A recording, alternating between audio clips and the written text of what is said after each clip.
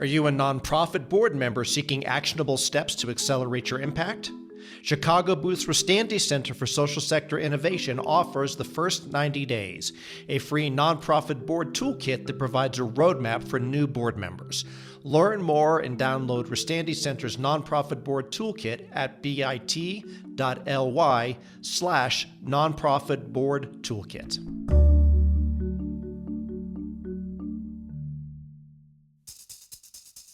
Poverty, education inequality, public health disparities. These are just some of the problems that social science has been trying to solve for decades. We've been attacking poverty for 50 years. And yet, after all that time, they're still with us. And it's not for lack of ideas, because in the academy, we are replete with ideas that work in the Petri dish.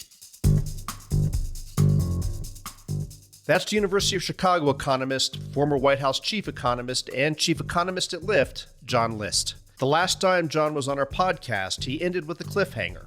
His next project was solving the most maddening mystery in social science. Most of our great ideas, proven research, and policy interventions completely fall apart when we try to scale them. For me as an economist, I choose one community and I figure out what works in that community. I want to scale to all of the communities around Chicago, or all of the communities around Illinois, or the Midwest, or America.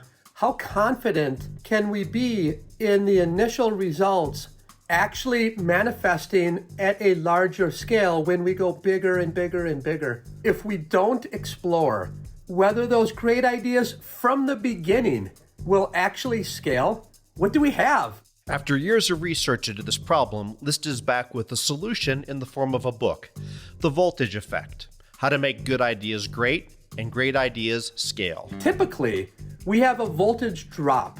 These results look great in the initial study. It looks like a mountain. But then when I scale it, it turns into a molehill. That's the voltage effect. List says we need to revolutionize our entire system of research and policymaking to focus on voltage, or scalability. What happens in the medical community is you have phase 1, phase 2, phase 3.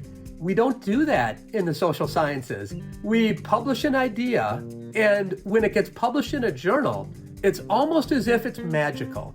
Policymakers and business people say, it's published in a peer-reviewed journal, it must be the truth. What I'm saying is, it might be the truth, it might not be, but it's certainly not telling us when we scale it whether it's the truth or not. From the University of Chicago Podcast Network, this is Big Brains, a podcast about the pioneering research and the pivotal breakthroughs that are reshaping our world. On this episode, the science of scaling social policy. I'm your host, Paul Rand.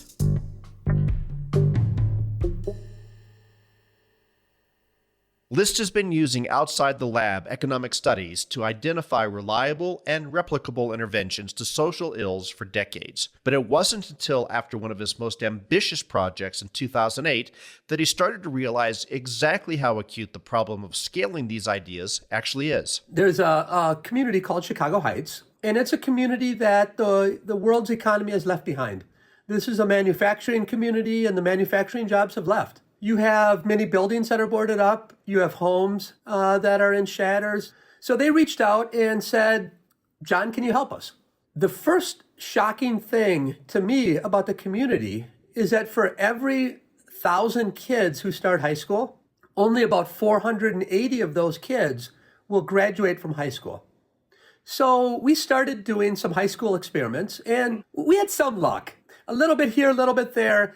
But what we realized was that you can't make big change in a child's life if you approach them when they're 15 and they're reading like they're 7 years old, or they're doing math like they're 8 years old. Their potential is long gone. And it's a shame. It's a real problem that we have. List and his collaborators wanted to see if they could change the trajectory of these left-behind kids through unique educational methods early in their lives. And this is a program that I started with Roland Fryer from Harvard University and Stephen Levitt of Freakonomics fame. So naturally, they decided to create their own preschool. So Roland, Steve, and I start this preschool from scratch. So as you can imagine, I'm the one on the ground, and I'm doing all of this work. Probably literally in some cases. Literally, exactly. Sometimes I was passing out on the ground. So we opened our doors in 2010. 2014 rolls around and the results are great. They just look fantastic. I mean, these kids are killing it. Their intervention worked. Here comes the slap in the face, Paul. So I now go and start to talk to policymakers. The first response is, Professor, your results look great, but they're not going to happen at scale. I'm like, what? I've been doing field experiments for 20 years, 25 years by this time. What are you talking about? You know, it just doesn't have the silver bullet. I'm like, well, whoa. What is this silver bullet? And where do I find a few dozen of them? Because I want to change the world. Right. But where they were exactly wrong is that it's not a silver bullet problem. In fact, it's quite the opposite. It's what I call an Anna Karenina problem. Yeah, you don't get many economists quoting Tolstoy here. Look, the very best opening line ever in a novel. Happy families are all alike. Each unhappy family is unhappy in its own way. So you can think about scalable policies are all alike.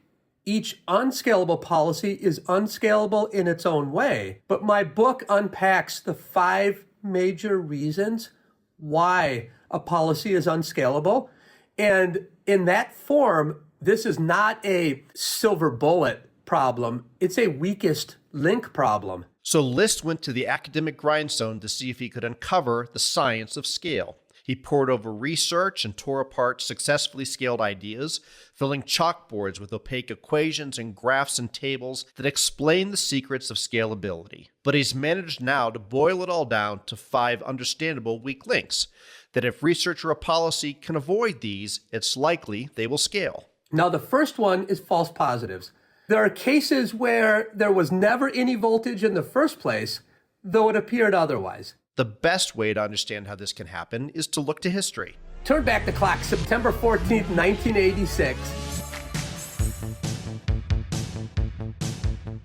Nancy Reagan decides that she wants to take on the problem of drug use amongst teens. Not long ago in Oakland, California, I was asked by a group of children what to do if they were offered drugs. And I answered, just say no. Now this is really the birth of the DARE program. To keep a kid off drugs. Drug Abuse Resistance Education is a prevention program that works. I can still remember in high school, an agent came in and told us about how bad drugs were, etc. DARE is based on the belief that a young person will choose to avoid drugs and alcohol abuse if they are given both the right information and the skills they need to resist the pressure to use illegal drugs. I looked at my school teacher and said, I don't use drugs, but I have a lot of friends who do. No way this will work. Teacher looked back and said, John, I hear you, but they say they have data. They had this really nice study from Honolulu that had like roughly 1,777 kids. It showed signs of working. But the problem was it never replicated. And they never tried to replicate it before they rolled it out. So this is a program that sounds great, looks great, but the data were lying. And this really illustrates the huge costs we pay when we don't confirm voltage before scaling. We spent millions and hundreds of millions of dollars on this program. We spent many people hours. The cost can be especially dramatic when the government scales false positives. Once you scale an idea, in government, it's really hard to take it back.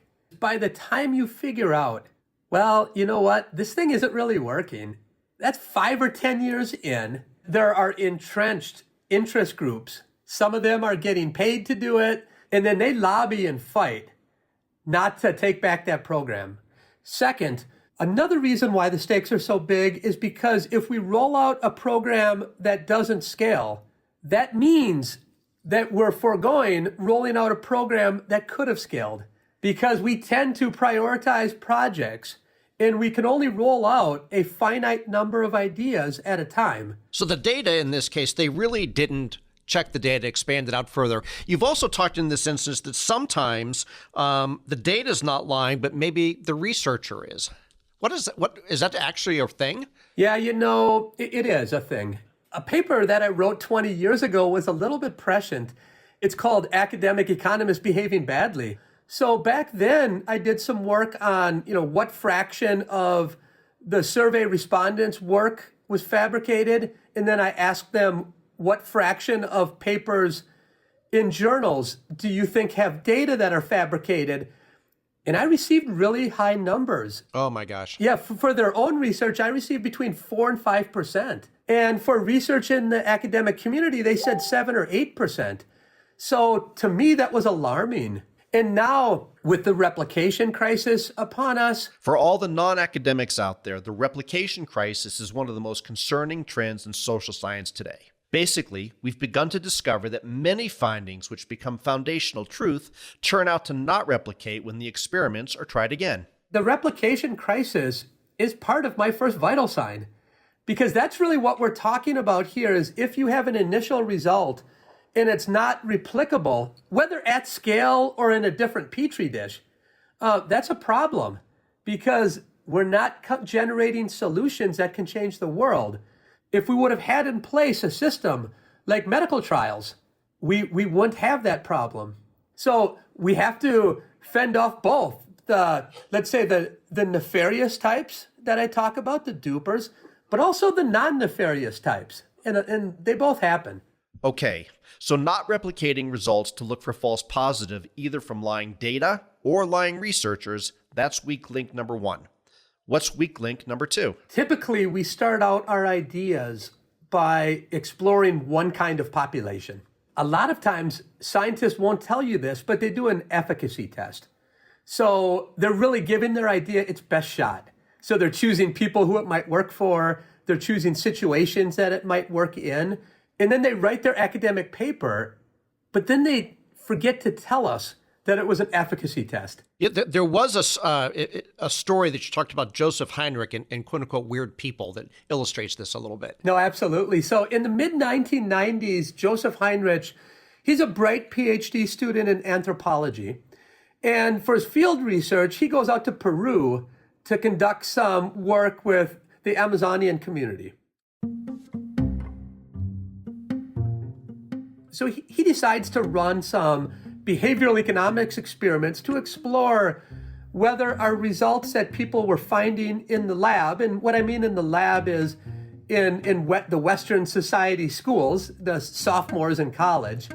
So he starts to find results that are at odds with these college sophomore results that people had been talking about for decades. We often underestimate how our differences can shift scientific findings that seem rock solid, especially when we get excited about interventions that could save lives. An anti-poverty program that may have positive results in Appalachia shouldn't be scaled to villages in Africa. Are you choosing a weird population that will give you the result that maybe you're searching for, and it really does not generalize to the non-weird populations? Because let's face it, the non-weird population, that's the majority of the world, right? So when we find a result with the weird groups, who's to say that result is going to work when we take it to sub-Saharan Africa or take it to Asia or wherever, right?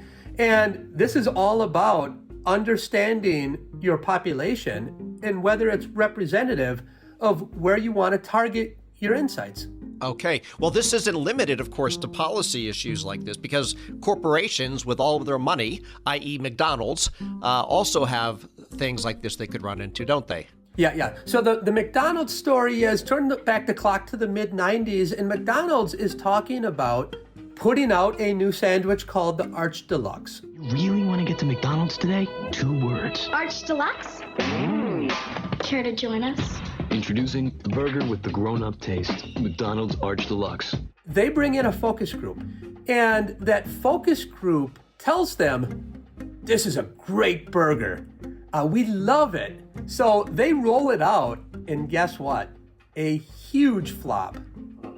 A huge flop because their focus group, and a lot of firms do this, a lot of firms bring in a non-representative focus group, and they end up thinking, they dupe themselves into believing that that slice of the pie will be representative of the broader population. And in this case, that cost the CEO of McDonald's his job, because they lost millions of dollars. Yeah, people wanted a hamburger or filet of fish or Big Mac. They didn't want the Arch Deluxe. Related to this is your third weak link, which is this idea of whether that success depends on a unique set of circumstances that can't be replicated.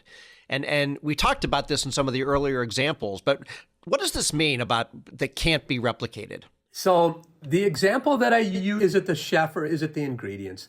Part of my research looked at restaurants because restaurants always try to scale. List uses the example of famous British chef Jamie Oliver and his chain of Italian restaurants. At its peak, the total number of Jamie's Italians in Britain had grown to 42, and it was turning over £108 million a year. You set up one restaurant, the chef is there, the master chef, and you're killing it. And then you try to go to 10 restaurants or 30 restaurants or 50 restaurants. Today, from the south coast through to Scotland, the close signs went up. A chain carrying just one name now leaving 1,000 out of work. If the original success was due to the chef, and the chef was so unique that there is no way that you can replicate that chef at all of these other restaurants, you're done. You're done because humans don't scale, and it's very difficult to train humans to have a unique element. I was good at running one restaurant, but I wouldn't call myself a businessman. Unique is important here. So think about Chicago Heights. What I did in Chicago Heights is I hired 30 teachers in the exact same way that Chicago Heights would hire them. Because I was thinking, look, I don't want superstar teachers because I don't want to test a program with superstar teachers. I want to test a program and see if it will work with teachers that Chicago Heights could hire. So that's good if I'm primarily interested in horizontal scaling. And what I mean by that is I find a great result in Chicago Heights. Will it work in Dayton? Will it work in Atlanta? Will it work in New York City? So I'm going across markets. But the other part of scaling is vertical scaling. What if I want a lot of preschools around Chicago? So now instead of having to hire 30 teachers from this market, I have to hire 30,000 teachers. Now I'm dead in the water because my program will work with 30 school teachers that Chicago Heights can hire. But if you hire 30,000 and you want to keep the same budget, I can't hire teachers that good. So really, if I was interested in vertical scaling, I should have also explored, does my program work with marginal teachers, with the types of teachers I would need to hire if I vertically scale? List says this is going to require a reversal from thinking about evidence-based policy to policy-based evidence. Look, evidence-based policy is great because what it means is we're using data to help inform decisions. That's super. I mean, 3 decades ago, we weren't doing that. So congratulations, good for humanity, good for America. But that's not the only step you need to take to scale and affect change in the large. You need to reverse that and say, what are the constraints that I will be facing when I scale this? And bring those back to the original research design and say, does my idea still work with those constraints in place? If yes, I can scale it. If no, change your program. The last 2 weak links and whether List's work is getting real-world traction with policymakers and researchers after the break.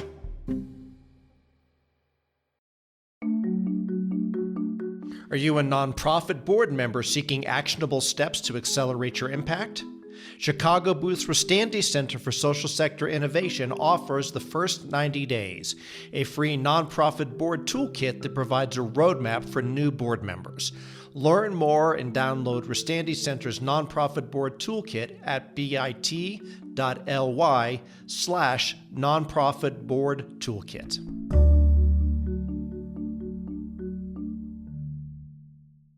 Link number 4 is this idea of spillovers. So we're whittling off the things that you have to make sure don't exist.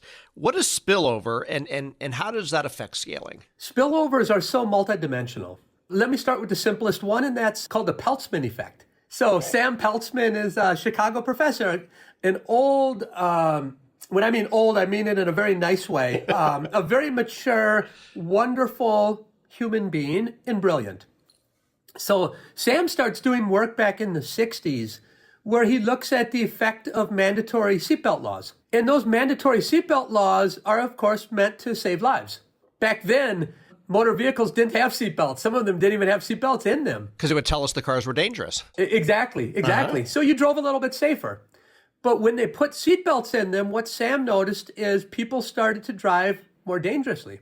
That was an unintended consequence. That's one kind of spillover. Here I'm going to go to my days as chief economist at Uber. And there was something really bad that happened to Uber back on January 27th of 2017. For Uber, 2017 has been a year filled with controversies and speed bumps. The ride-hailing giant in January kicked off the year on a sour note, reportedly losing 200,000 customers after Uber refused to strike during a protest against President Trump's proposed travel ban. What it resulted in was a hashtag delete Uber campaign. It went viral and it basically killed Uber in terms of a lot of drivers left and a lot of riders left for Lyft. Travis comes to me, the CEO and founder of Uber, and says, John, you and your team need to get the drivers back. I come up with the solution. We need to add tipping into the app. We beta test it by going to some markets and giving 5% of drivers the right to receive tips in the app. We find great results. The drivers make more money and they work more. So it's like win-win. Then we scale that up to not only 5% of the drivers, but all of the drivers in the market. And then what happened was something, according to economic theory, magnificent. Because they worked more, so the labor supply curve shifts out in economies, and it shifted out so much that drivers were driving around with empty cars more often, and that effect undid the entire positive wage effect of tipping. The spillover effect. The spillover effect, and it's what economists call the general equilibrium effect. Of course, sometimes these spillovers can actually be positive. The important thing is to make sure you're constantly vigilant for spillovers as you scale. At this point, all of the Chicago economists who are listening to your show, Paul, are pulling their hair out. Because they're like, oh my God, where is the Chicago economics? This is a market. You have demand and you have supply. Which brings us to the final weak link, the supply side economics of scaling. What's interesting is when I started working in the area of implementation science, which is a very new area, and it tends to be psychologists who are working on the scaling of ideas, I said, I want to add economics to this world. So we started writing economic models and doing economic data analysis.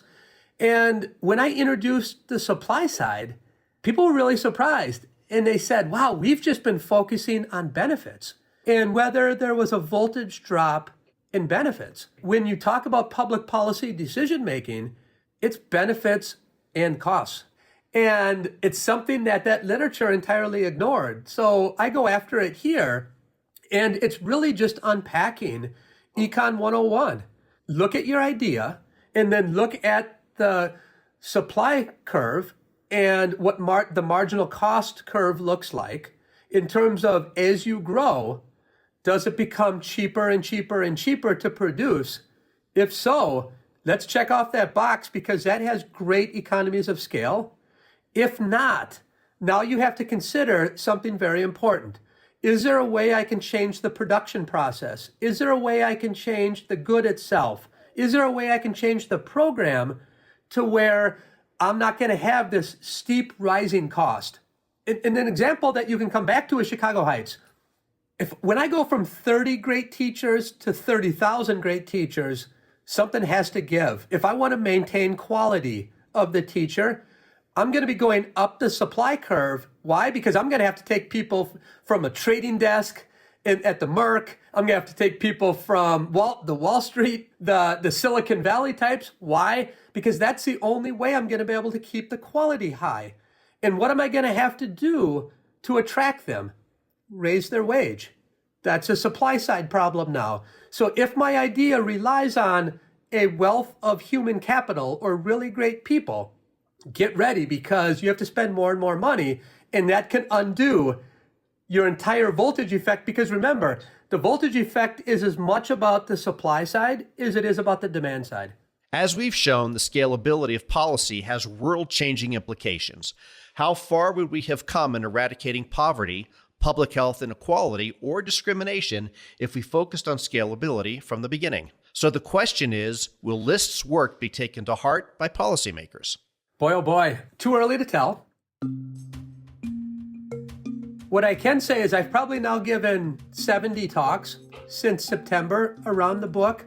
The reception has been pretty warm amongst VC types that say, wow, I never thought about it like that. We've always thought about scaling as these kinds of numbers and then a heavy dosage of art. I've presented it to firms and CEOs. So far, so good. I presented it to places like the World Bank and various governments. Governments like the Chilean government and the Aussie government have been receptive so far. So it's too early to tell, but I think it has a chance. And what about at the root of these issues, the people whose work policymakers use to identify programs? Does List expect his work to gain traction amongst researchers and academic circles? Yeah, I think where I'm going to have traction right away is that if you're going to say my research has policy implications, I'm going to be holding people because I show you how you can. You need to envision the constraints at scale and bring those back in your design. So now I've given them the map to how you can be sure to say I have policy implications, because you can test that now in your experiment. I'm going to need funders in particular to hold people, foundations, hold people to the fire and say, if you really want to change the world, your idea has to check these boxes. And then with journals, that's starting to happen more and more in economics, is that replication is becoming more and more important.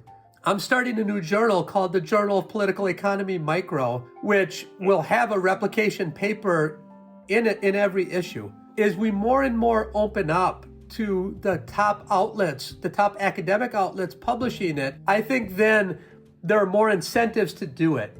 And so I think you need funders, you need journal editors, and you need the profession saying, this is a good thing to do. We're moving in that direction, but it's much, much slower than it should be. So the voltage effect, I believe, will be, in the end, something akin to an economic law. So in economics, we're not as cool as the hard scientists. We don't have quantitative laws. We tend to have qualitative ones. You know, we have law of demand, law of supply. I think the voltage effect law, which is when you scale it, it will change. And I can give you predictions about how it will change based on the signatures of the idea itself.